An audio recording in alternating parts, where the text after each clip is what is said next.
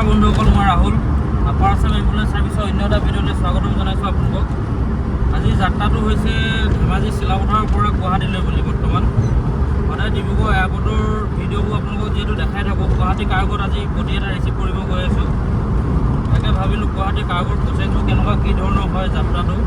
এতিয়া বৰ্তমান আহি বগীবিল দলং পাইছোঁহি আৰু বগীবিল মানে কি হৈ গ'ল, আহিলোঁ আমি ৰাতিপুৱাই ওলাই আহিলোঁ, দাদাহঁতক পিক আপ কৰিলোঁ কলাজানৰ পৰা লৈ এতিয়া গুৱাহাটীলৈ বুলি আমি যাত্ৰা আৰম্ভ কৰিছোঁ।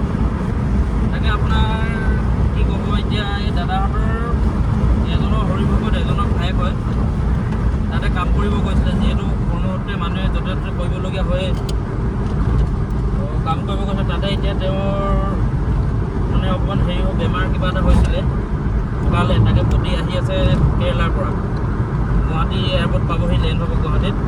তাকে এতিয়া আমি ৰাতিপুৱা ওলাইছোঁ গাড়ী লৈ ইয়াৰ পৰা লৈ আহিবলৈ বুলি চিলাপথাৰলৈ। বাকী কেনেকুৱা কি ধৰণৰ হয় আজি যাত্ৰাটো। গুৱাহাটী যাত্ৰা পথত গৈ থাকোঁতে ডিপুতে তেল ভৰাবলৈ সোমাওঁতে মোৰ সতীৰ্থ বন্ধু ৰাজদীপ আৰু মোৰ ককাইদেউ পবিত্ৰ দাক লগ পালোঁ। যিহেতু ডিপুতে তেওঁলোকেও লগ কৰিলে খন্তেক সময়, আমি যোৰহাটলৈকে গোটেই দুয়োজন লগতে গ'লোঁ, চাহ তাহ খালোঁ আৰু সেই লগতে গৈছোঁ। যিহেতু তেওঁলোকক লগ পালোঁ তেল ভৰাবলৈ সোমাওঁতে, ভাবিলোঁ দেখাই দিওঁ আপোনালোককো এপাক মোৰ ককাইদেউজন আৰু বন্ধুজনক। তেওঁলোকেও ৰখিছে, এয়া চাওকচোন বাৰু। বৰ্তমান আহি বন্ধুসকল বাগৰিত থকা বালেশ্বৰ হোটেল পালোঁহি।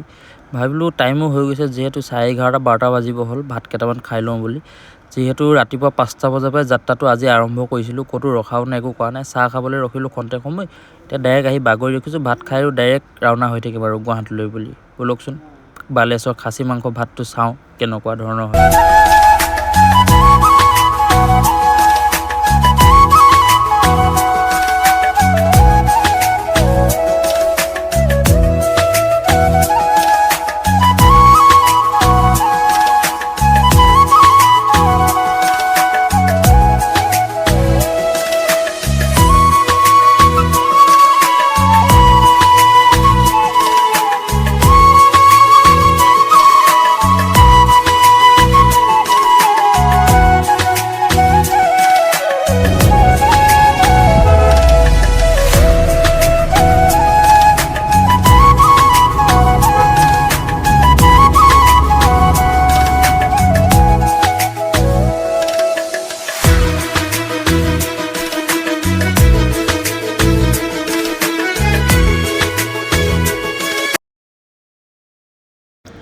বৰ্তমান বন্ধুসকল আহি লোকপ্ৰিয় গোপীনাথ বৰদলৈ বিমানবন্দৰ পালোঁহি। যিহেতু গুৱাহাটী আহি পালোঁহি, পাই কিনে ইমান ডাঙৰ বিমানবন্দৰ আমাৰ ডিব্ৰুগড়ৰ লগত ক'ত পাত্তাই নাপাব। আহি পাই ভাল লগে লগে ডাইৰেক্ট আপোনাৰ ইণ্ডিগ'ত আহি আছে। যিহেতু ইণ্ডিগ' কাৰ্গত গাড়ীখন লগাইলোঁ ধুনীয়াকৈ।